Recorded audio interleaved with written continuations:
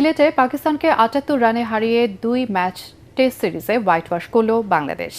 ৪৩৭ রানের record run তাড়া করে অলৌকিক কিছু করতে হতো পাকিস্তানকে। সেই অসম্ভবকে সম্ভব করতে পারেনি শান মাসুদের দল। তাদেরকে হারিয়ে সিলেটের চিরচেনা মাঠে নতুন এক ইতিহাস লিখেছে বাংলাদেশ। সিরিজ জয়ের পাশাপাশি বিশ্ব টেস্ট চ্যাম্পিয়নশিপে পয়েন্ট তালিকায় ভারতকে পেছনে ফেলে পঞ্চম স্থানে উঠে এলো টাইগাররা। প্রথম ইনিংসে বাংলাদেশের ২৭৮ রানের জবাবে ২৩২ রানে অল আউট হয়েছিল পাকিস্তান। বাংলাদেশের ৩৯০ রানের জবাবে ৩৫৮ রানে গুটিয়ে যায় সফরকারীরা। ম্যাচ সেরা লিটন দাস আর সিরিজ সেরা হয়েছে মুশফিক। এই জয়ে টাইগারদের অভিনন্দন জানিয়েছেন প্রধানমন্ত্রী Tarique Rahman. And that completes the present factors covered. Middle order batting, experience, spin, and also pace. A positive blend of youth and Padma ব্যারেজের পাশাপাশি সরকার তিস্তা ব্যারেজ নির্মাণের উদ্যোগ নেবে বলে জানিয়েছেন প্রধানমন্ত্রী তারেক রহমান। গাজীপুরের টঙ্গীতে জাতীয় দুর্যোগ ব্যবস্থাপনা গবেষণা ও প্রশিক্ষণ ইনস্টিটিউটের ভিত্তিপ্রস্তর স্থাপন করে তিনি একথা জানান। বাংলাদেশ দুর্যোগ প্রবণ দেশ উল্লেখ করে প্রধানমন্ত্রী বলেন, এর সঙ্গে তাল মিলিয়ে বসবাস করতে হবে। প্রধানমন্ত্রী আরও বলেন, যে কোনো দুর্যোগ মোকাবেলায় জনগণকে সচেতন করা সহ জানমাল রক্ষায় প্রয়োজনীয় প্রস্তুতির উদ্যোগ নিচ্ছে সরকার।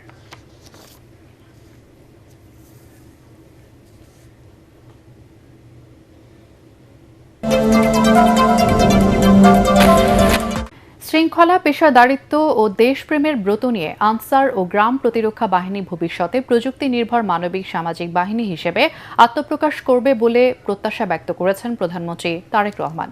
আনসার ও গ্রাম প্রতিরক্ষা বাহিনীর ৪৬তম জাতীয় সমাবেশে তিনি বলেন, শৃঙ্খলা ও চেইন অফ কমান্ড বজায় রেখে দায়িত্ব পালন করতে হবে।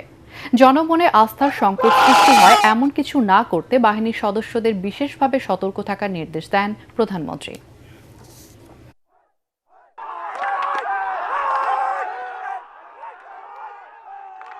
চেইন অফ কমান্ড এবং ডিসিপ্লিন মেনে চলা, এই দুটি বিষয়ে সামান্যতম অবহেলা পরিলক্ষিত হলেও কোনো একটি বাহিনী সুশৃঙ্খল বাহিনী হয়ে উঠতে পারে না। আপনাদের এই বিষয়টি গভীরভাবে মনে রাখতে হবে। কোনো বাহিনীর মধ্যে ডিসিপ্লিনের অভাব পরিলক্ষিত হলে তাদের সম্পর্কে জনমনে আস্থার সংকট সৃষ্টি হয়।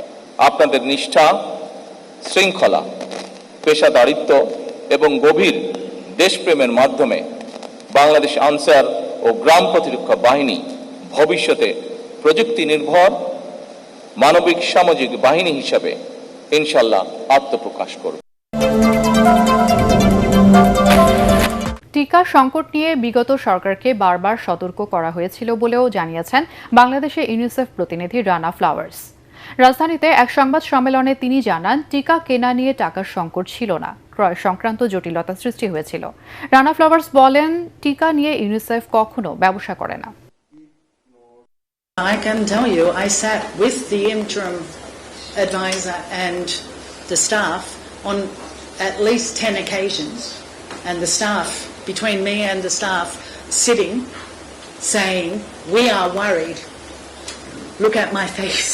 I am worried you're going to face an outage. It was obvious there was a problem coming if we couldn't get the vaccines into the country.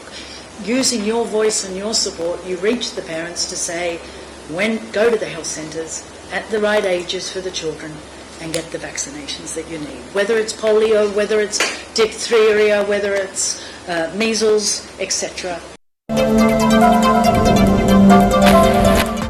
কক্সবাজারে চকরিয়ায় আলোচিত সেনা কর্মকর্তা লেফটেন্যান্ট তানজিম সারোয়ার নির্জন হত্যা মামলায় ৪ আসামিকে মৃত্যুদণ্ড দিয়েছে আদালত। একই সাথে ৫ জনকে যাবজ্জীবন কারাদণ্ড এবং ৪ জনকে ১০ বছর করে কারাদণ্ড দেওয়া হয়।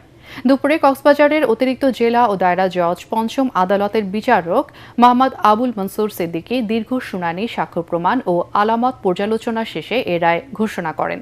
২০২৪ সালের ২৩ সেপ্টেম্বর রাতে চকরিয়ার ডুলাহাজারা এলাকায় ডাকাতি প্রতিরোধ অভিযানে গিয়ে ছুরিকাঘাতে নিহত হন সেনা কর্মকর্তা নির্জন। পরে এই ঘটনায় হত্যা এবং অস্ত্র আইনে পৃথক মামলা হয়। রায় ঘোষণার পর আদালত এলাকায় নিরাপত্তা জোরদার করা হয় এবং দণ্ডপ্রাপ্তদের কারাগারে পাঠানো হয়।